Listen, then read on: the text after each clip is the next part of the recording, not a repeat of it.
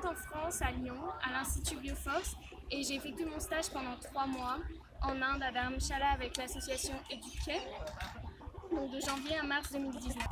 Donc Educare travaille avec eux depuis plus de 5 ans. Donc ils ont des programmes d'éducation, des programmes de santé et d'autonomisation des femmes. Donc le projet était de trouver une solution pour ces familles car la police est venue et leur a dit que fin mars, il ne serait plus possible de rester sur cette terre-là car ils souhaitent la protéger et la transformer en terre forestière. La communauté a demandé que Educare les aide. Donc j'étais en charge du projet de relocalisation d'un camp de migrants.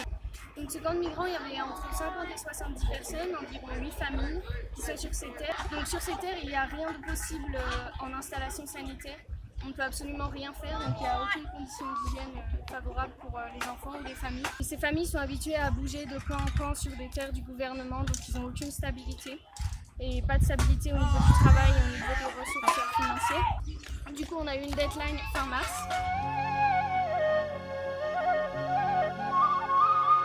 Une partie de la communauté veut repartir dans le Punjab, donc à Pathankot, sur un autre camp, où ils ont l'habitude d'être et ils ont aussi de la famille. Donc ils vont repartir sur ce camp-là, mais il reste à peu près 40-50 personnes qui n'ont pas de solution. Donc ils veulent repartir eux aussi ils veulent rester dans la région et partir sur d'autres camps, d'autres terres du gouvernement, mais ça ne résoudra aucun problème qu'il y a sur ce camp, donc il n'y aura encore aucune solution sanitaire, des toilettes et des douches. Donc on s'est dit qu'il fallait leur trouver un terrain privé parce qu'avec un terrain privé, ils pourraient obtenir l'aide du gouvernement, ils pourraient aussi avoir une adresse, ils pourraient aussi avoir démarrer des petits business ou avoir une petite production agricole ou avec des animaux. Ils ont l'habitude de faire ça quand ils obtiennent des terres privées.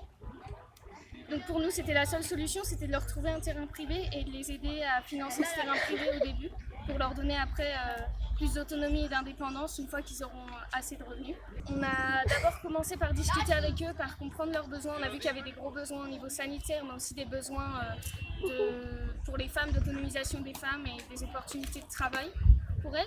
Donc on a essayé de comprendre les relations dans ce camp parce qu'il y a différentes familles. On a compris que la communauté et ce groupe ne voulaient pas bouger tous ensemble sur une même terre privée. Donc ils voulaient bouger en 2 groupes différents parce qu'il y avait des tensions et qu'ils ne s'entendent pas forcément. Donc on a commencé à chercher un terrain privé sur différents endroits et on a trouvé un terrain privé à Chetrou, donc un autre village qui est à 10 km de Dharamshala, et un autre terrain privé suite à la demande d'une partie du groupe à Reit où ils avaient l'habitude d'être avant de venir ici. On a fait plusieurs visites à Chetrou pour pouvoir comprendre ce village et pouvoir aussi parler à la population de ce village-là, aller dans les bureaux du gouvernement pour comprendre quel type de personnes vivaient là-bas. Donc il y a environ 200-300 maisons avec des personnes assez riches qui travaillent à Dharamshala et qui ont des maisons là-bas. Dans la recherche de ce terrain privé, on a toujours emmené la communauté et des membres de la communauté avec nous pour pouvoir qu'ils puissent juger si le terrain leur convenait et pouvoir parler aussi avec le propriétaire. Après, on a eu la réponse du propriétaire de Chetrou qui nous disait que c'était possible d'emménager avec ces gens-là sur le terrain de Chetrou. Du coup, on s'est dit que ça allait être le premier groupe qui allait bouger, allait être les 4 familles, donc environ 25 à 30 personnes avec une vingtaine d'enfants, beaucoup d'enfants en bas âge qui allaient bouger à Chetrou. Je me suis intéressée pour la stratégie logistique de ce projet, donc pour transporter tout le matériel avec ces tentes qu'on voit, c'est des installations où ils ont plusieurs semaines à construire ça. Donc du coup, je me suis intéressée plutôt au transport, quelle stratégie on va pouvoir faire, quel transport on va pouvoir utiliser, sur quelle distance, avec quel budget.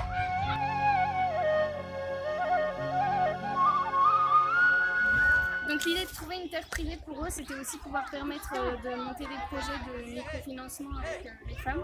Donc on a identifié 3 projets qui pouvaient être faits sur les 2 terrains, à Chetrou et à Reit, avec les femmes du camp, après des discussions et des enquêtes pour savoir ce qui les intéressait ou ce qu'elles souhaitaient faire. Donc on a identifié 3 projets. Le projet d'avoir un poulailler avec une centaine de poules pour pouvoir produire des œufs et pour pouvoir récolter de l'argent. Le projet aussi d'avoir un sorte de trinurserie pour avoir des plantations d'arbres et les gens pourraient acheter des arbres et avoir aussi un jardin avec des légumes et des fruits. Et ensuite, le dernier projet, c'était plutôt la gestion des déchets, car ces communautés sont habituées à gérer les déchets, donc ce serait facile de les aider dans ce projet-là. Au projet, on a identifié les femmes qui pourraient être responsables de ce projet, aussi les équipes de travail qui pourraient travailler sur ces projets pour pouvoir intégrer cette population-là. S'intéresser à comment on allait pouvoir mettre en place ces projets-là dans ce village-là et comment ils allaient pouvoir aussi contribuer à aider ou contribuer économiquement dans ce village sans causer de problèmes. Car c'est des populations, cette communauté est assez marginalisée. Donc on a essayé de créer une map avec la technique d'AS Mapping. Donc on a créé une map avec tous les endroits importants de ce village, les points d'eau, les endroits où il y avait des poubelles, les endroits où il y avait des déchets sauvages. Un peu, tout sur une map. C'était un travail un peu compliqué et un peu long qui demandait beaucoup de méthodes.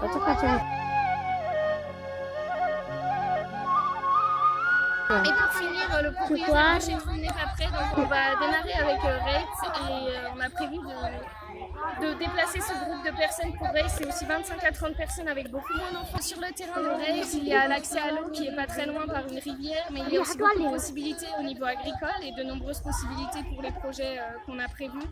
Et aussi d'autres pour la plantation de bambou ou la culture de champignons qui verra le jour par la suite plus tard.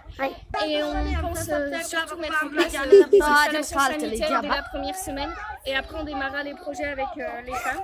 Et après 6 mois, on espère que ces familles pourront avoir assez de revenus pour pouvoir payer ce terrain par eux-mêmes.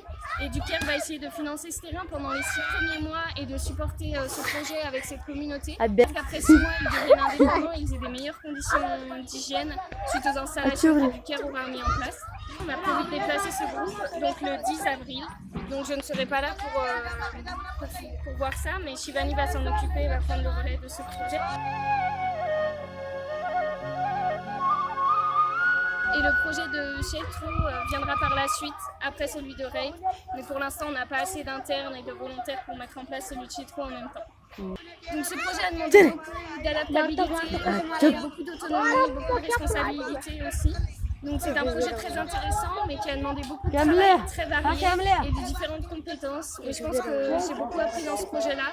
Et je pense que c'est un projet qui est assez intéressant parce qu'il est complexe, il demande de bien comprendre cette communauté, de créer quelques relations avec ces personnes-là, avec les familles, et de ne jamais oublier de rester en constante discussion avec ces familles pour respecter leurs choix, pour comprendre leurs habitudes, pour comprendre leur vie. C'est des populations qui sont marginalisées, donc c'est comprendre cette communauté dans sa globalité, ce qui n'a pas été évident pour moi, mais qui a été très intéressant, et avec le support des Ducaire et les traducteurs et les différentes personnes qui travaillaient autour de moi, on a réussi à avancer sur ce projet-là. J'espère qu'il verra le jour et que tout se passera au mieux.